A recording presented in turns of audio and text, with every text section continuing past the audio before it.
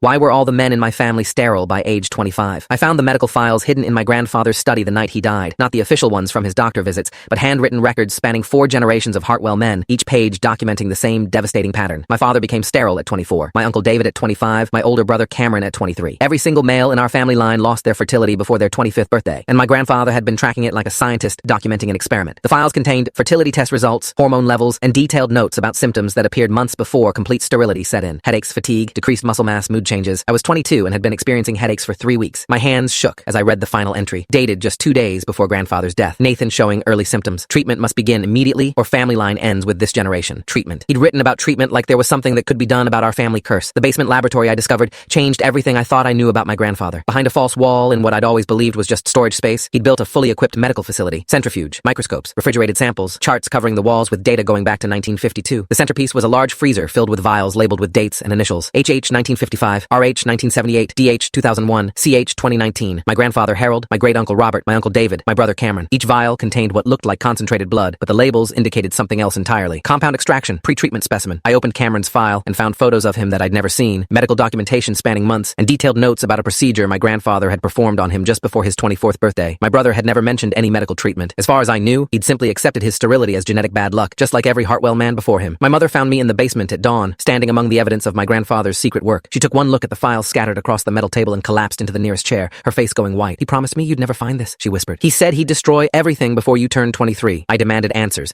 but she just kept repeating that she'd tried to stop it years ago, that she'd wanted to take me away when I was younger. When I pressed her about what it was, she looked at me with tears streaming down her face. "Your grandfather wasn't trying to cure the sterility," she said. "He was causing it. Every single case. He's been sterilizing his own family for 70 years. The words didn't make sense. Why would anyone deliberately destroy their own genetic legacy? My mother stood up slowly and walked to a filing cabinet I hadn't opened yet. She pulled out a folder marked Genesis Protocol and handed it to me. "Because sterility was never the end goal," she explained. "It was preparation for what comes next." The Genesis Protocol documents revealed a plan so twisted I had to read them 3 times before accepting they were real. My grandfather hadn't just been tracking male fertility.